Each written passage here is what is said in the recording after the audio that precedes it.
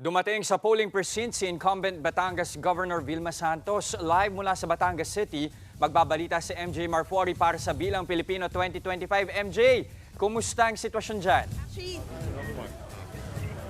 Alright sir, eto na, naka-live na tayo. Do you feel lucky? Oh, definitely. I think we ran a good campaign, so we have a long tradition, history of service in Batangas. Our family has been in public service from my grandfather, more than 106 years. So the people of Batangas know who we are. And what's so different this time around na masasabi nyo, Sec, no, sa mga pinagdaanan nyo ng mga anak nyo sa campaign period na ito? Well, number one, I'm not a candidate. Good for you? Ganun ba yun? Well, not necessarily, but having said that, yes, I'm not a candidate. I'm only assisting Ryan, Vilma, and Lucky. What did you tell Ryan? Because I asked Ryan kanina, pero what did you tell I think for the entire family, everyone did their job. Lahat nagsipag. Our message has been sent. And ang natitira na lang, gift of grace. We know the history of the rectos here, of course, sa lalawigan na ito. Pero people, syempre, it's election season, campaign season, throwing mud.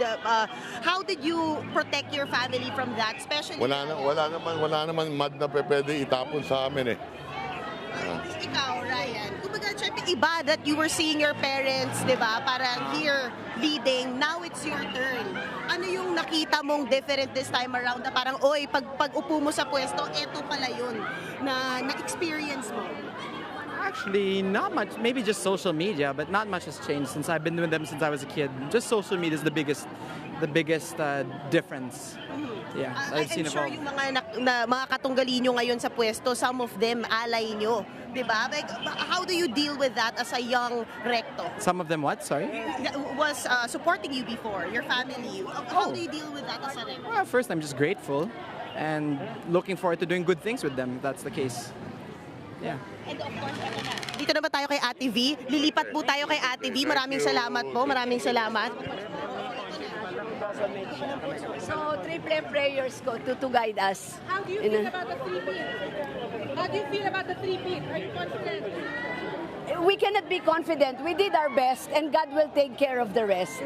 You know? So, basta alam namin, whatever happens, maraming salamat sa mga Batanggenyo na nagbigay sa amin ng mainit na pagtanggap. Tingin nyo ba, Ate V, nagkakaba kayo this time around na dinala nyo yung mga anak nyo sa...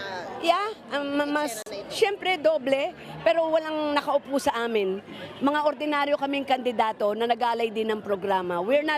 Walang incumbent sa amin. Kung ano yung ginawa ng ibang kandidato, ginawa rin namin. At lalo na ng mga anak ko, nag-house to house, palengke, nag-rally, nag-motorcade. So, ginawa namin kung ano nararapat. So, we did our best. And definitely, God will take care of the rest. And whatever happens, manalo kami, we are prepared. Matalo kami, may purpose ang Panginoon. Basta ang importante, ginawa namin ng lahat. Tuloy-tuloy pa rin. Ito yung sagot nyo kasi syempre hindi na po natatapos ever since yung sinasagot nyo na political dahil na sinasabi nila. Wala. Sinasabi mo kayo iba, incumbent. Well, ano naman, natural na yun, hindi lang naman kami. But you know, I guess the most important thing is, nagsilbi kami, nag-offer kami, people will decide, hindi naman kami. So mga tao na magdidesisyon, hindi na kami. Alam lang namin yung programang pwede namin gawin at magagawa for Batanggenyos. And I guess yun ang mas importante dahil alam namin ang gagawin namin to serve the Batanggenyos. Bringing in your sons, what did you tell them this time around? No, it's... Be lucky, diba? No, I always tell them, we are so blessed. With Ralph pa ako, we are so blessed. Now, nasa edad na sila, baka it's time naman na it's their turn na ibalik naman yung biyayang yun sa mga taong nangangailangan. I mean, nasa edad na sila. I cannot be here forever. I mean, matanda na rin, senior citizen na rin ako. I mean, you know. Pero ang importante, well-guided sila. How to serve people. Sabi nga, if you're blessed, try to share it naman. And we're doing it. Now, nasa tao naman, if they will understand that or not, they can bash us, but it doesn't matter.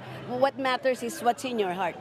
Diba? And I've been here for 24 years already. I mean, hindi ko first time ito. Nahilingan lang ako.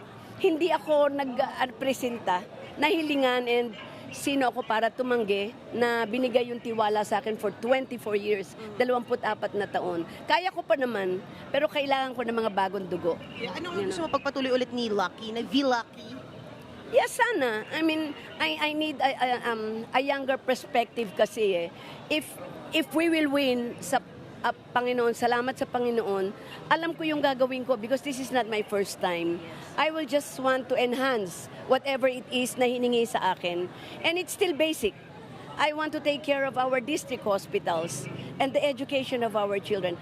Pero kailangan ko ng bagong dugo. Hindi ko nakakayanin lahat yan energy-wise. Kailangan ko may partner ako na may enerhiya. You get me? Yung hindi ko kaya, pwede ko ipasa sa kanya. And one person that I truly trust.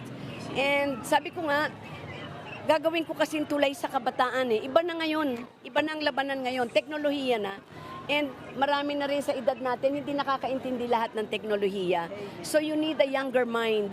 Para yung wisdom mo and a younger mind, pagsamahin mo, pag pinalad kami, ay mas epektibo sa tingin ko ang serbisyong magagawa namin and mas mabilis.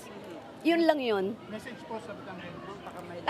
Thank you po, Nanay. Sa Batanggenyo, maraming salamat. Whatever happens, naramdaman po namin ang pagmamahal nyo, ang mainit yung pagsalubong sa lahat ng bayan. 34 na bayan at lungsod dito sa ating lalawigan. Sa lahat po ng pinuntahan namin, maraming salamat. Sa mga mayors, vice mayors, barangay functionaries, kapitan, yung aming mga coordinators na napakainit ng pagtanggap. Ay, hindi ho namin ito makakalimutan. At pag pinalad naman kami, ito naman yung tsansa namin na ibalik yung tiwalang yun sa kanila sa abot ng aming makakaya. So Batanggenyo, maraming salamat po. May message naman po ba kayo sa mga katunggali ninyo? Huwag na. I mean, sanay na ako dyan na hindi naman maaaring hindi ka i-bash at merong sasabihin hindi maganda sa'yo. God bless you. Hindi na namin problema yon. Nandito na tayo ngayon. Let's move forward. Thank you, Ate Thank you V. very Thank you sa oras ninyo. Salamat po sa inyo. Thank you, Mayna. Ay, baka Ayan, may o, uwi ko diba? pa eh. Thank you. Thank you. Yeah, thank you. Thank you, Ate V.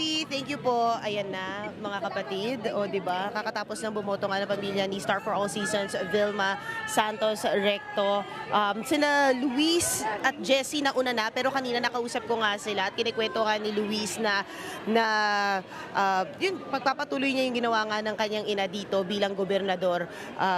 Kung pala rin sila na magka-tandem at manalo dito sa lalawigan. Si Jessie naman all throughout sumuporta kay Luis. The moment na sinabi nga ni Luis sa kanyang asawa na tatakbo talaga siya. Hindi na siya nag-atubili, hindi na siya kinabahan. All out na raw yung kanyang suporta para sa kanyang asawa. So yun muna yung latest mula rito sa Lipa, Batangas. Back to you guys, just the studio.